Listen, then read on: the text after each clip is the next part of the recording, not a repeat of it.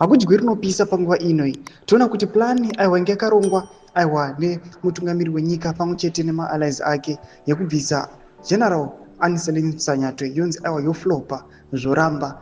Pamwe chete kuonekwa kunzi aiwa security force aiwa yavice president Constantino Chiwenga yabva yaingiriza zvakanyanya nekuda kwerift yaexposewa. Toda subscribe like on the bell icon. Tipina mucrime watch Zimbabwe vanodanyira chiti ma1 hanzi plani yamunangagwa yekubvisa General Sanyatwe yaramba because parliament yanga isina kuudzwa about this decision, and also panga pasina kuitwa handover process. This means General Sanyatwe is still the commander of the army ground forces.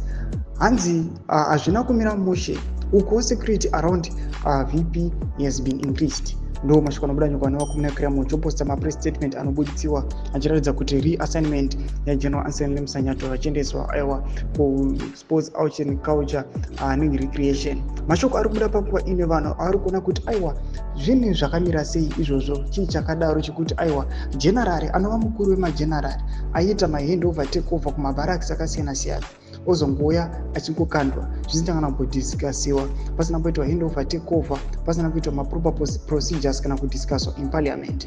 Chitiko chance kuona kuti there are some big and huge events which are transpiring behind mazvavasiri kuziva zvazoonekwa kunzi panguva ine zvingoitwa chimbi press statement yobuda ichinzi aiwa ngari asaniyo achibviswa aiwa kumauto. Chitiko chashamisa panguva inoi and now zvava zvaexpose zvakaota zvatava kutoona kutoti General Chiwenga panguva inoi wabva wanyatso kugaina popularity kana wese kana kurutori kuma army forces nekuma soldiers. Panapa vanhu vakunyatsotoona kuti kune vamwe manje vakuchinyatso kutoteverera general nekuda kwezvava kuitika izvi kana vaiteverera vari under General Anselm Msanyatwe vachiona kuti aiwa chiitiko chaitika ichi chikuri asainwa chiendeswa kuna another department runyazo kuonekwa kunzi aiwa hakuna general vanganzi vanganoita zverecreation zvinyazo kuonekwa kunzi kunyazo kudzikisirwa kwakanyanyisa kwazvo. Tudze mafunguro enyu muri kudii pamusoro pechitiko ichi. Ina comment section medu, subscribe or like, turn on the bell icon.